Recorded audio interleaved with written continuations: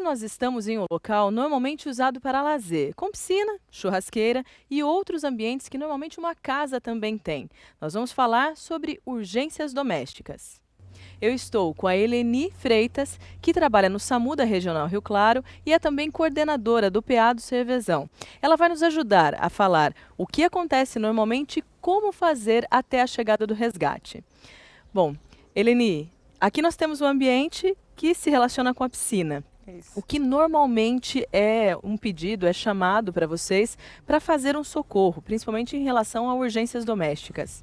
Geralmente o chamado é afogamento envolvendo crianças. Normalmente crianças. Normalmente crianças. Quais são as recomendações? Eu vejo que aqui nesse ambiente ele não é fechado. Isso. Isso seria necessário? Com certeza. Se tem a presença de crianças no ambiente, é de suma importância que tenha em volta ou aquelas cerquinhas de madeira ou de ferro, ou então a supervisão totalmente do adulto. Certo. Quando a gente fala então no afogamento de criança, eu, como leiga, vou te falar assim, o que eu vejo normalmente, uma criança já num momento em que ela esteja boiando, demorou talvez para ter o acesso, né, a pessoa não percebeu, ou ela ainda esteja se debatendo. São dois casos de fato Sim. distintos. Uma criança que já esteja boiando, qual é o procedimento para a pessoa que está em casa? Retirá-la da água imediatamente, colocá-la deitada no chão com a cabeça lateralizada, para que se tiver ainda alguma água na cavidade oral, para que essa água retorne, e se ela estiver inconsciente, iniciar imediatamente a RCP. O que é a RCP? É a reanimação cardiopulmonar. Então é começar a massagem cardíaca e a respiração boca a boca. Lembrando que a respiração boca a boca ela não é padronizada, mas quando é um ente familiar seu, se fosse meu, imediatamente eu iria começar. Você já começaria. Se existe uma outra pessoa, essa outra pode, nesse momento, chamar o resgate. Exatamente. O ideal é tirar a pessoa da água e já pedir socorro para alguém e ligar no 192. Porque o médico regulador já vai estar dando as orientações, o que fazer com essa vítima e imediatamente mandar o suporte avançado de vida para o local. Certo. Se não for esse caso, a criança está, por exemplo, se debatendo, ou até um adulto, e o que nós, pelo menos assim, em relação ao mar, normalmente nós falamos, quando alguém está se afogando, é muito complicado você tentar salvar essa pessoa, Exatamente. porque ela te puxa. Isso. A piscina acontece a mesma coisa? Acontece a mesma coisa. A pessoa que ela está se afogando, ela está desesperada, principalmente porque ela não quer morrer. É um Sem risco dúvida. de morte. Então, o que você não tem treinamento, você não sabe fazer a manobra para retirar a pessoa da água, o ideal é você usar um instrumento, jogar e puxar essa pessoa para a borda. Normalmente as piscinas maiores, elas já têm algumas redinhas, que seria o caso dessa que nós temos aqui. Isso, essa redinha que nós temos aqui, ela é utilizada para limpeza e manutenção da piscina, certo? Então, às vezes não fica perto da piscina. Certo. Fica num cômodo onde é armazenado esses equipamentos, mas o correto é deixar alguma coisa próxima. Como eu disse, isso é um ambiente doméstico, que o dono da casa sabe a profundidade da piscina. Muitas vezes a piscina, vulgarmente falando, dá pé, então a pessoa acaba entrando e tirando a vítima.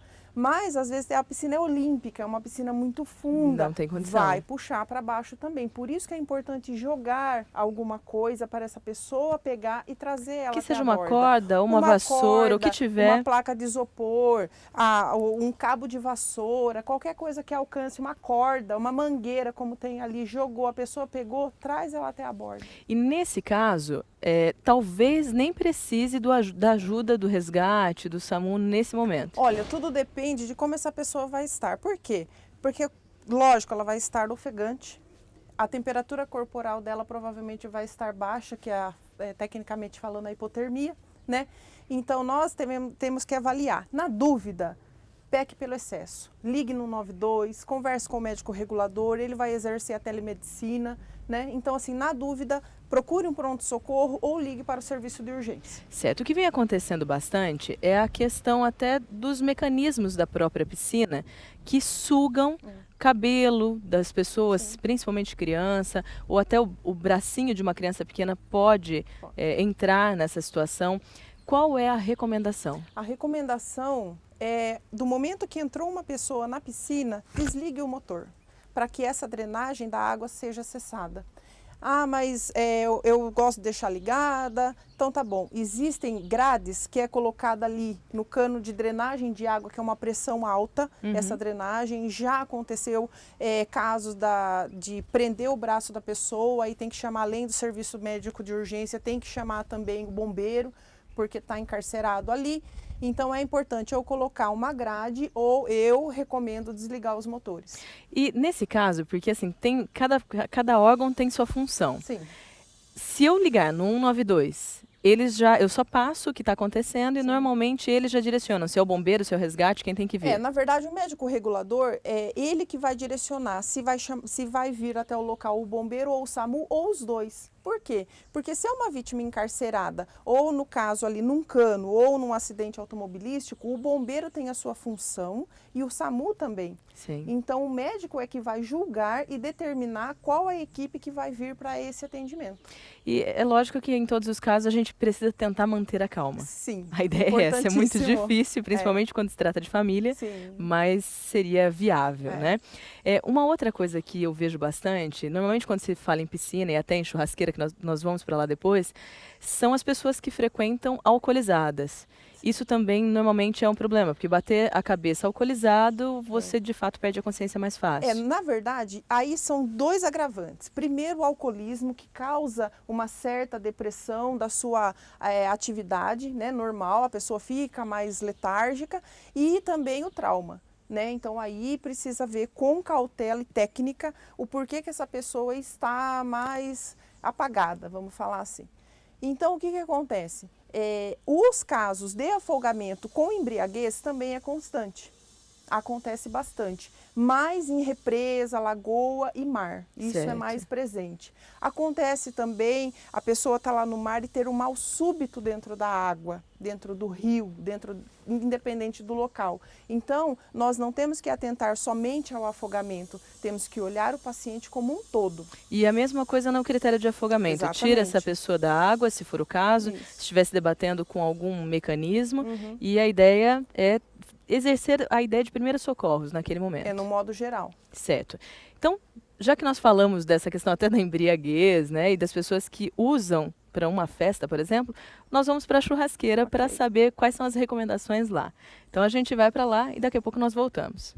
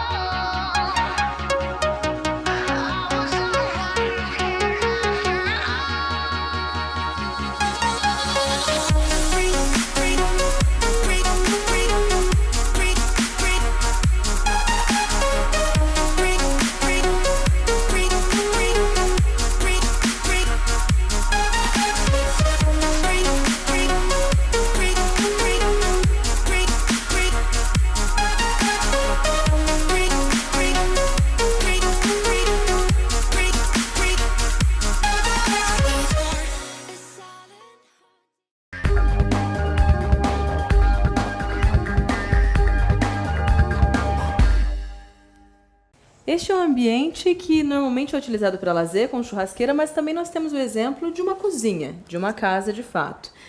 É comum, Eleni, que tenha chamados para acontecimentos desse tipo de local? Com certeza temos muitos chamados e também temos o atendimento no pronto-socorro, que o indivíduo nem chama o socorro e chega por meios próprios também. Vai direto. Vai direto. O que normalmente acontece? Porque pelo dia a dia de quem usa esses ambientes, nós sabemos que tem alguns líquidos quentes, tem a questão do gás e a churrasqueira até com cortes e talvez o próprio álcool. Sim. O que é mais recorrente? O mais recorrente é a queimadura, porque na hora de acender a churrasqueira, eles querem acender com álcool e às vezes até álcool combustível de carro, né? E aí ocorre a explosão e a queimadura do indivíduo. E nesse momento, quais seriam os procedimentos iniciais domésticos que alguém poderia fazer para ajudar? Lembrando que não é uma queimadura química, é uma queimadura por calor, por causa do álcool, resfriar a área, resfriar com água corrente. Água corrente. Água corrente, somente isso. E, no caso, ou ir até o pronto-socorro ou esperar essa ajuda. Isso. Aí é aquilo que nós já conversamos, depende do caso que a vítima vai estar. Se é uma vítima que está consciente, é uma queimadura numa área corpórea pequena, resfriar a área e procurar um pronto-socorro. Agora, se é uma vítima que é uma área grande e a vítima está com uma queixa de uma falta de ar, pode ter queimado as vias aéreas da pessoa, chamar o serviço de urgência com certeza. Além disso, questão relacionada a cortes, porque Sim. Normalmente se usa bastante faca, ou mesmo espeto com a carne. Qual é o procedimento nesse caso? Primeira coisa é estancar a hemorragia. Procurar um pano mais limpo, uma toalha sem ser utilizada, lógico, e apertar em cima da superfície cortada e procurar um serviço de atendimento. Certo. Isso a própria pessoa pode fazer, ela sozinha, ou alguém também ajudá-la nesse momento? Sim, porque geralmente o paciente fica um pouco agitado. Então, sempre manter a calma e principalmente quem for estar dando o socorro. Então, o ideal, no caso de um corte, de um ferimento corto-contuso, é estancar a perda sanguínea. Tem o fato também que quando se trata de um churrasco, as pessoas também podem estar num certo nível de embriaguez. Sim. Isso dificulta, não interfere muito no atendimento? Eu digo assim, numa questão até do próprio organismo. Se, num corte como esse, pode prejudicar ou não é indiferente? O que acontece é que a pessoa, quando ela está alcoolizada, ela pode ter um momento de agitação, né? Ou, dependendo a quantidade de álcool ingerida, ela pode ter até uma depressão fisiológica. Certo. Então, tudo vai depender do nível de alcoolismo. O correto é não chegar a esse nível. Porém, isso pode prejudicar quanto à aceitação, a colaboração do usuário para com o atendimento. Certo. Quando a gente fala também em relação à cozinha, você falou na questão da queimadura com álcool em relação até ao carvão. Existe também quem utilize o coador de café. E a gente sabe que o mecanismo utilizado ele não é tão adequado, então pode cair nessa pessoa, no braço dela, no corpo. O que é preciso fazer? No caso da queimadura, é bastante água corrente no local da queimadura, lembrando os graus também das queimaduras. Primeiro, segundo e terceiro grau. O terceiro grau, que é o mais grave, que acaba com a derme, a epiderme, musculatura e nervo, esse tipo de queimadura não tem dor. Certo. Então, é procurar o atendimento de urgência imediatamente. O segundo grau é a presença de bolhas, então é resfriar o local com água corrente. E primeiro grau é aquele vermelhão, que é aquela encostada rápida que dá numa panela ou no objeto quente. Então, para o primeiro e segundo grau, é resfriar o local com água corrente. E o terceiro grau, que é gravíssimo, o paciente não vai ter dor, mas também precisa de cuidados. Pôr um pano limpo em cima do local e procurar atendimento médico. Úmido ou não? Úmido com água gelada ou fria. Tá, então o procedimento que é feito com o álcool, quando é queimadura, é o mesmo, normalmente é essa água. Sim. Tem receitinhas caseiras, né? Eu já ouvi falar em pasta de dente, em cola e diversas outras coisas. Sim. Eu sei que aí dentro da área é complicado. Não passe nada. Nada. Não passe nenhum tipo de pomada, porque precisa ter a prescrição médica. Pasta de dente, nem pensar, porque para retirar essa substância vai agredir ainda mais o ferimento. Pó de café, cola, não pode. Não pode. O médico tem que avaliar, procurar um atendimento e fazer o atendimento certo. E nem uma questão de sabonete, sabão, também nada. Absolutamente nada. Não, de preferência. Por quê? Porque a queimadura, você não vai estar entrando em contato com um objeto infeccioso. Não é como um tombo que você rala e encosta no chão. Não. Houve uma queimadura no local. Resfrie e procura atendimento médico. Certo. É o melhor. Tá. Nós temos também algumas situações em que a pessoa, num ambiente de casa comum, ela pode ter lá um AVC, ela pode ter, de repente, alguma questão de fato que é utilizada em casa. A gente pode falar sobre isso, mas eu gostaria de ir para o ambiente interno. Pode ser? Vamos. Então nós vamos para lá e continuamos esse assunto.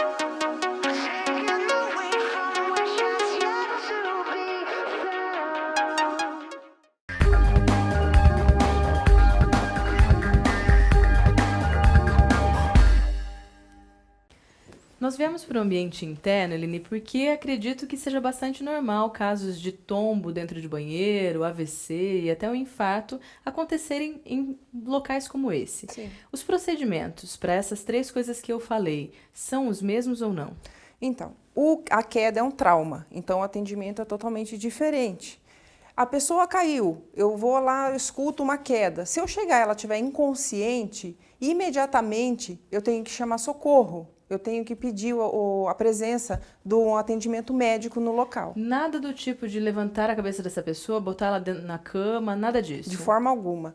Houve um trauma, houve um TCE, ela está inconsciente, eu movimentando ela sem saber as técnicas do atendimento do trauma, do protocolo do trauma, eu posso lesar ainda mais esse paciente. Então, é um dos casos que não há o que fazer como uma urgência doméstica. Olha, sempre há o que fazer. Se essa pessoa caiu, ela tem um ferimento, eu vou estancar essa hemorragia, eu vou abrir as vias aéreas dela. Como se abre as vias aéreas de uma pessoa? Eu alinho a cabeça e ergo o queixo dessa pessoa. Eu já abri as vias aéreas. Bem simples e já consegue auxiliá-la. Com certeza. E peça ajuda. Certo. Se for um infarto, qual é o procedimento? O infarto ele é bem característico pela dor no peito, a sudorese, o paciente fica pálido, queixa de dor no braço esquerdo também. É grave. Tempo é ouro. Tempo é vida, a gente fala que tecnicamente tempo é músculo, então eu tenho que pedir ajuda urgente, esse paciente precisa de um setor de urgência, um setor para paciente crítico, então o atendimento tem que ser rápido. E aí tem 2 casos, né? A pessoa talvez que ela esteja sozinha e ela percebe que tem alguns sintomas, e a pessoa que está em casa quando chega alguém percebe que essa sofreu um infarto. Também acredito que são situações diferentes. Eu vou dizer, de novo, como leiga, algo que eu já li por aí, não sei se é real. Se eu estiver sozinha e sentir que algo está acontecendo de fato, a ideia é de começar a tossir até chegar pelo menos ao telefone para conseguir pedir ajuda, porque eu estou sozinha. Isso é real ou não? Olha, cientificamente falando, não tem nada comprovado. Certo. Mas até eu pedir o socorro, eu tenho que me manter calma e perceber o meu grau de consciência, pedir ajuda. Certo. Não só ligar para o 192, se tem algum vizinho, se tem alguém passando próximo, porque se você perdeu a consciência, acabou ali. Se eu começo a sentir a dor no peito, primeira coisa, eu vou ligar no 192 e vou pedir ajuda para alguém estar perto de mim. Sim. Sem dúvida. Se eu chego em casa e essa pessoa já sofreu o infarto, por exemplo, eu posso fazer algum tipo de massagem cardíaca, algo do tipo, ou não? A massagem cardíaca é para a pessoa que está em parada cardiorrespiratória. Certo. Então, você vai encontrar uma pessoa desacordada, que ela não vai responder a nada, a estímulo doloroso, ao som da voz, chacoalhar, não adianta. Então, se você encontra uma pessoa dessa, chame socorro, coloque ela no chão e comece a massagem cardíaca. Certo. Quando é um AVC? Qual é o procedimento? O AVC é muito clássico também acontecer isso, chegar numa residência, a pessoa acorda, tá lá, não conversa, ou tá aquela fala pastosa, você pede para a pessoa sorrir, só movimenta um lado da face ou um lado do corpo. Que até popularmente falando é o derrame, Sim. né? Que às vezes nós falamos numa linguagem um pouco mais técnica, mas é o derrame. Sim. Se eu chego e encontro essa pessoa em um estado, eu vou chamar de um pouquinho diferente, porque nem sempre ela apresenta paradinha todos os sintomas. O que eu poderia fazer? Imediatamente chamar o socorro. É um caso grave, é um caso também que tempo é vida para nós podermos utilizar os trombolíticos. E também já ouvi falar a respeito disso, de pedir para essa pessoa fazer algumas coisas, como, por exemplo, sorrir, né? Talvez botar a língua para fora da boca. Isso, de fato, é real? A gente pode fazer isso? Pode. O que acontece? Chegou lá, a pessoa está com aquela fala pastosa, com o olhar vago, sorria para mim, como é seu nome? Aperte minha mão, o senhor consegue andar? Isso aí são sinais de que algo, no caso cerebral, não está funcionando adequadamente. E talvez haja tempo de ter um retorno, né? De voltar ao normal, porque em alguns casos já não é mais o tempo. Porque assim, nós temos os AVC isquêmico e o hemorrágico e o transitório. Né? Então, assim, cada caso o médico vai julgar qual que é o tratamento adequado. Certo. Por último, Eleni, eu gostaria de saber até numa questão de um engasgo. Normalmente acontece com criança ou idosos, mas todo mundo é passível de passar por isso. Um engasgo com bala, com alimento, seja ele qual for. Qual é o procedimento? Primeira coisa é pedir para o paciente, né, ele erguer um braço, não os dois. Se você erguer os dois, você vai estar facilitando a entrada E é desse muito objeto. interessante, porque normalmente a pessoa fala, ergue o braço, todo mundo já ergue os dois. Não. Não, porque se você, pela anatomia, você eleva os dois braços, você vai estar facilitando a entrada desse objeto na via aérea. Certo. Então, o correto é elevar um braço. Melhorou? Não. Nunca dar tapa nas costas. Que também um monte de gente já chega batendo. Vai facilitar mais ainda a entrada desse objeto. Aí faz a manobra de Heimlich, né, que você vai por trás do paciente, na altura aqui da apêndice xifoide, faz um movimento de baixo para cima. Certo. Se o paciente estiver inconsciente, faz no chão, de baixo para cima no seu tórax. Ele com a barriga para cima. Exatamente. Certo. Normalmente os procedimentos são esses. Sim. Eleni, muito obrigada pela sua participação e, de fato, assim, para quem nos assiste, eu acho que é fundamental. É lógico que não podemos deixar de falar que é essencial sempre chamar, seja o SAMU, resgate, o bombeiro, em algumas situações. Sim. Se não sabe quem chamar, 192. 192. E se tem dúvida quanto ao atendimento, 192. Tempo é vida. Certo, então muito obrigada mais uma vez.